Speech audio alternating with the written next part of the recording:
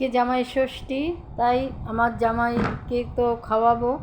হ্যাঁ, রান্নাবান্না সব সকালবেলা থেকে করা হয়েছে, এখন বাজে 4টে বাজে। এই সব উঠলাম কাজ সেরে রান্না সেরে। এই বেশি কিছু করিনি। হুম,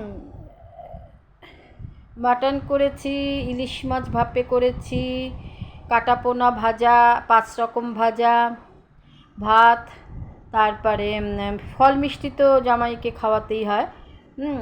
ওকে ধান দুব্য দিয়ে আশীর্বাদ করে এটা তো খাওয়া করতেই হবে।